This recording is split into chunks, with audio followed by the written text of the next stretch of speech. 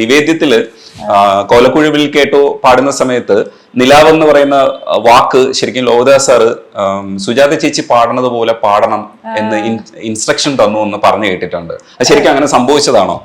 കാരണം അമ്മേനെയാണല്ലോ ആദ്യം വിളിച്ചത്. ഓ അമ്മ പാടണം എന്നാണ് പറഞ്ഞത്. സോ അമ്മയുടെ വോയിസ് കേട്ടിട്ടാണ് ജയൻ ചേട്ടൻ പ്രോബബ്ലി കമ്പോസ് ചെയ്തേക്കുന്നത് മേ ബി. സോ അങ്ങനെ അമ്മയുടെ സ്റ്റൈല്, അമ്മയുടെ ഭാവം, അതൊക്കെ ടച്ചസ് ലൈക്ക് അമ്മ മാജിക് കൊണ്ടുവരുന്ന ആ ടച്ചസ് നമുക്ക് മോളും ട്രൈ ചെയ്യണം. അത് ആദ്യകാലത്തിലെ ഹിറ്റാണ്. ഒരു വരി കോലക്കുഴൽ വിളി കേട്ടോ രാധേ എൻ രാധേ, കണ്ണൻ എന്നെ വിളിച്ചോ രാവിൽ ഈ രാവിൽ, നിലാവ് പെയ്യുമ്പോൾ പൂങ്കിനാവ് നീയുന്നു, എല്ലാം മറന്നു വന്നു ഞാൻ നിന്നോടിഷ്ടം കൂടാൻ. ഇപ്പൊ പറഞ്ഞപ്പോ നിലാവെന്ന് പറഞ്ഞ പോലെ തന്നെ വേറെ ഞാൻ പാട്ടിന്റെ പേരൊന്നും പറയണില്ല. വേറെ സിംഗർ വിദ്യാജിയുടെ അവിടെ പോയപ്പോ ലോലം അങ്ങനത്തെ ഒരു വാക്കാണ്, അത് കുറച്ച് സുജാത പറഞ്ഞ പോലെ പറയാമോ എന്ന് ചോദിച്ചിട്ടുണ്ട്. എന്റെ അടുത്ത് ഒരു സിംഗർ പറഞ്ഞിട്ടുണ്ട് ലോലം. അപ്പൊ നമ്മളെ ലോലം എന്നല്ല പറയല, എനിക്ക് കുറച്ച് ലോ വരും. ഇല്ല, എനിക്ക് എന്റെ വായിൽ എനിക്ക് വരണതാ. ഞാൻ ഇപ്പൊ നിങ്ങൾക്ക് സംസാരിക്കുകയാണെങ്കിൽ ഞാൻ ലോലം എന്നേ പറയുള്ളൂ. അപ്പൊ അതുപോലെ അതെന്താ ചേച്ചി ഞങ്ങള് ലോലം പറയുമ്പോ അതുപോലെ പറ്റും. അവർക്ക് ആ ലോലം ഇഷ്ടമാണെങ്കിൽ അല്ല, എനിക്കും അപ്പൊ വേറെ സിംഗേഴ്സിനാണെങ്കിൽ എത്രത്തോളം എന്റെ അടുത്തുനിന്ന് അവർ എക്സ്പെക്ട് ചെയ്യാം. അവര് അവിടെ തിങ്ക് അബൌട്ട് യുവർ മദർ എന്റെ അടുത്ത് പറയാനും വയ്യ, പറയാനും can you think about വലിയ പാടാണ്. കാരണം ഒരു അങ്ങനെ ഒരു ആളിന്റെ അടുത്ത് എങ്ങനെ കയറി പറയാ അമ്മയെ പോലെ അനുകരിക്കണമെന്ന് പറയാൻ പറ്റില്ലല്ലോ. എങ്ങനെയെങ്കിലും അതല്ല ചാടിയിട്ടുണ്ട്, നന്നായിട്ട് ചാടി. പല ഇതിനകത്തും ഒരു ടെക്നിക്കും കൂടെയാണ് എന്ന് വെച്ചാൽ ഒരു ടിപ്പ്. ലൈക്ക് എനിക്കൊരു it's also technique. Like in case ഒരു ഡൗട്ട് ഉണ്ടെങ്കിൽ അത് എങ്ങനെ പാടണം, ഒരു എക്സ്ട്രാ മാജിക് കൊടുക്കണമെങ്കിൽ അത് അമ്മ എങ്ങനെ പാടി കാണും എന്ന് ആലോചിച്ചാൽ അത് നാച്ചുറൽ ആയിട്ട് വരും ഒരു സാധനം. ഈ ഔസേപ്പ് സാറ് ഈ അമ്മയെ ഉപയോഗിച്ചത് പലതരത്തിലുള്ള പാട്ടുകൾക്ക് ഉപയോഗിച്ചിട്ടുണ്ട്. അതിൽ എനിക്ക് തോന്നുന്നു വ്യത്യസ്തമായത് ഒരു പൂവിനെ നിശാശലഭമാണ്. സൂപ്പർ പാട്ടാണ്, ഭയങ്കര ഇഷ്ടമുള്ള പാട്ടാണ്. അപ്പൊ ആ ഇഷ്ടത്തെ കുറിച്ച് പറഞ്ഞിട്ട് നമുക്ക് ബാക്കി ചോദ്യത്തിലേക്ക് പോവാം. അത് റെക്കോർഡ് ചെയ്ത് ഹാരിസ് ജയരാജന്റെ സ്റ്റുഡിയോയിലാണ് അത് റെക്കോർഡ് ചെയ്തത്. അടിപൊളി. അതെ അതെ, ഈ ലെജൻസ് ഒക്കെ തമ്മിൽ ഭയങ്കര കണക്ഷൻസ് ഉണ്ട്. അതെ, ആ സ്റ്റുഡിയോയിൽ റെക്കോർഡ് ചെയ്തു. അത് ഔസേപ്പേട്ടന് ഒരു കുഴപ്പമുണ്ട്, ഭയങ്കരമായിട്ട് പാടി വയ്ക്കും. പാടി നമുക്ക് ട്രാക്ക് പാടിത്തരണ കേട്ടാ നമ്മൾ എത്ര പാടിയാലും അതിന്റെ അയ്യോ അത്ര എത്തിയില്ലല്ലോ എന്ന് തോന്നും. നമ്മൾ പാടിക്കൊണ്ടേയിരിക്കും. ഔസേപ്പേട്ടനെ ഇഷ്ടമാണ് കുറെ പാടാനും. അപ്പൊ ഞങ്ങള് നല്ല ടീമാ. ഔസേപ്പേട്ടൻ ഓക്കെ പറഞ്ഞാൽ ഞാൻ ഓക്കെ പറയില്ല. അപ്പൊ രണ്ടുപേരും അങ്ങനെ ഇനിയും അങ്ങനത്തെ ഒരു പാട്ടായിരുന്നു അത്. ലാൽ ജോസ് ഉണ്ടായിരുന്നു അന്ന് അവിടെ റെക്കോർഡിങ് കേൾക്കാൻ. എനിക്ക് ഓർമ്മയുണ്ട്, എന്റെ ചേച്ചി എന്ത് രസമായിട്ടാ പാടിയെന്ന് വെളി വന്നപ്പോ പറഞ്ഞതൊക്കെ. അപ്പോ നമുക്കിപ്പോ നമ്മൾ തന്നെ പാടിയ പാട്ടുകളിൽ കേൾക്കുമ്പോ കൊള്ളാം, ഇത് ഞാൻ നല്ലോണം പാടിയിട്ടുള്ള കുറച്ച് പാട്ടുകൾ എനിക്ക് മനസ്സിലുള്ളൂ. അങ്ങനെ തോന്നിയൊരു പാട്ടാണിത്. ഓക്കെ, ഇത് നല്ലോണം പാടിയിട്ടുണ്ട്. അത് കിടിലം പാട്ടാണ് ചേച്ചി. ഒരുപക്ഷെ ഈ മോസ്റ്റ് പോപ്പുലർ സോങ്ങുകളായിട്ട് ഇങ്ങനെ പോകുന്ന പാട്ടുകളുണ്ട്. അതല്ലാതെ രണ്ടാമത് നിലനിൽക്കുന്ന കുറച്ച് പാട്ടുകൾ, ആ നിലനിൽക്കുന്ന ഗണത്തിൽ പെടുന്ന ഔസേപ്പ് സാറിന്റെ മറ്റേ പാട്ടൊക്കെ എനിക്ക് ഭയങ്കര ഇഷ്ടമാണ്. തീരം തേടുകളൊക്കെ നമ്മൾ എപ്പോഴും കാരണം നമുക്കൂടെ പറ്റുന്ന ബാത്റൂം സിംഗേഴ്സിന് പറ്റുന്ന പാട്ടാണല്ലോ. തീരം തേടും കുറച്ച് കുറച്ച് പാടാണ്. പക്ഷെ ഈ ഇതൊക്കെ നമുക്ക് ഒരു കാലഘട്ടത്തിലും ആ പാട്ടിന്റെ മൂഡാണ് കൂടുതൽ. അതൊരു ആ ഓർക്കസ്ട്രയും എല്ലാം കൂടെ ചേർന്നൊരു ആ ഒരു നമുക്ക് ഇരുണ്ട വെളിച്ചത്തിലൊക്കെ ഇട്ട് കേൾക്കാവുന്ന ഒരു പാട്ടാണ് അത്. കാറി പോകുമ്പോ അങ്ങനത്തെ ഒരു പാട്ടാണ് അത്. തന്നെ വലിയ ഇഷ്ടമാണ് മോഹൻ. വേറൊരു സ്ഥലത്തേക്ക് പോവും ഈ പാട്ട് കേൾക്കുമ്പോൾ. അത് ഡെഫിനറ്റ് ആണ്. അത് എത്ര ക്രൗഡഡ് ആയിട്ടുള്ള സിറ്റുവേഷനിൽ ഇരുന്നാലും നമ്മൾ ആ പാട്ട് ശ്രദ്ധിക്കുന്നുണ്ടെങ്കിൽ നമ്മൾ അതിന്റെ ഉള്ളിലേക്ക് പോകും. അങ്ങനെ പാട്ടാ.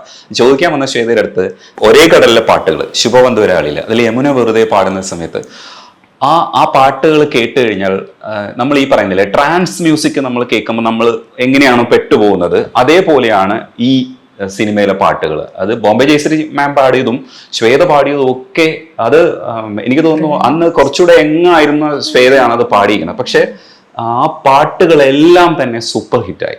അതിപ്പോഴും ഓർക്കുന്ന പാട്ടാ. അതിന്റെ 2 വരി പാടിയിട്ട് നമുക്ക് പിന്നെ അത് ഈ ശുഭബന്ധുരാളി രാഗം, ആ രാഗത്തിന് ഒരു ഭാവം ഉണ്ടല്ലോ.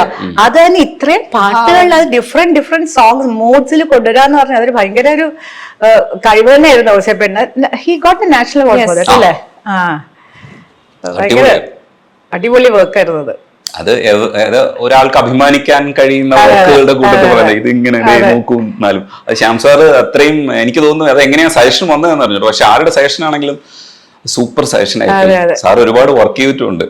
അതിൽ ശ്യാം സാർ ആക്ച്വലി ശ്വേതയുടെ അത് ഷൂട്ടും ചെയ്തു അല്ലെ ഒരു പാട്ട്. അത് നമ്മുടെ ഇല്ലല്ലോ. അത് പാടാം. യമുന വെറുതെ. യമുന വെറുതെ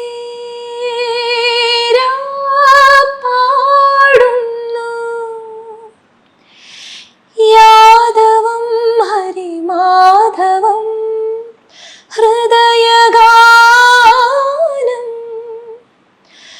നന്ദനം നറുചന്ദനം ശൗരീ കൃഷ്ണ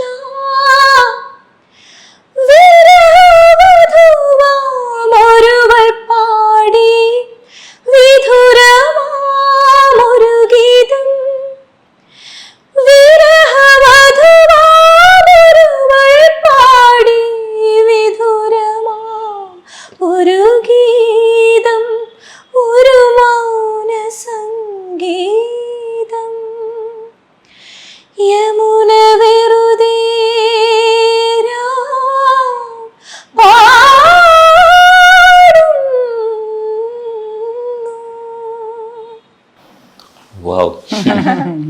വേറെ ലെവൽ സാധനം. അതെ അതെ അതെ. സാർ എങ്ങനെയാ കമ്മ്യൂണിക്കേറ്റ് ചെയ്യുന്നത്? ഔസേപ്പ് അങ്കിൾ ആ പറഞ്ഞില്ല, എന്റെ ചെറിയ വയസ്സിൽ പാടിയതെന്ന് ഞാൻ ജസ്റ്റ് പാടി തുടങ്ങിയ കാലമാണ് 2007. സോ ഇത്രയും ഒരു കാര്യമായിട്ടുള്ള ഒരു സോങ് അങ്ങനെ ഒരു വളർന്നു വരുന്ന ഒരു സിംഗറിനെ കൊണ്ട് ട്രൈ ചെയ്യിപ്പിച്ചത് തന്നെ ഔസേപ്പ് അങ്കിളിന് എത്രയോ നന്ദി പറയണം. ശ്യാമപ്രസാദ് സാറിനും ഗിരീഷ് പുത്തഞ്ചേരി സാർ എങ്ങനെ പറഞ്ഞു തരണേ പാട്ട്? ഉണ്ണിമേനോൻ അങ്കിളുടെ സ്റ്റുഡിയോയില് നേരിട്ട് പറഞ്ഞു തന്ന്. അന്ന് എനിക്ക് കുറച്ചൊരു കോൾഡ് ഉണ്ടായിരുന്നു. സോ അത് ഔസേപ്പ് അങ്കിളിന് ഇഷ്ടമായ ടോൺ ഈ പാട്ടിന് ചേർന്ന പോലെ ഉണ്ടായിരുന്നു. ഈ കുട്ടിയാണ് പാട്ട് പഠിക്കാൻ പ്രോത്സാഹിപ്പിക്കാത്തത്. പാട്ട് പഠിക്കാനല്ല, അല്ല പാട്ട് ആ പ്രൊഫഷനിലേക്ക് പോകണ്ട എന്ന് തീം. അല്ല അല്ല ഇത്രയും കാണിച്ചിരുന്നില്ല, ഒന്ന് കാണിച്ചു. അത് കഴിവ് കാണിച്ചില്ല. കഴിവ് ഉണ്ട് അവൾക്ക്. തീരെ കൊച്ചില് നല്ല നമുക്കറിയാലോ ഒരു 3-4-5 വയസ്സാവുമ്പോ കുട്ടികള് തീരെ കൊച്ചിലെ ശാരീരിക അത് ദാസമ്മാമ അത് കറക്റ്റ് ആയിട്ട് പാടി. അപ്പൊ നമുക്കറിയാം സ്വരസ്ഥാനം ഉണ്ട്, ഈ കുട്ടിക്ക് സംഗീതം ഉണ്ടെന്ന് അറിയാം. പക്ഷെ പിന്നെ അവള് അതിലൊട്ടും ഇൻട്രസ്റ്റ് കാണിക്കുന്നില്ല. എനിക്ക് ഒരാളെ പുഷ് ചെയ്ത് നമ്മളൊരു പാട്ടുകാരി ആയതുകൊണ്ട് മക്കളും പാട്ടുരംഗത്തേക്ക് വരണം എന്ന് പറഞ്ഞ് ഫോഴ്സ് ചെയ്ത് എല്ലാവരും ഒരർത്ഥമില്ല അതില്ല. അപ്പൊ ജനങ്ങൾക്കാരും കേൾക്കേണ്ടി വരുമെന്ന്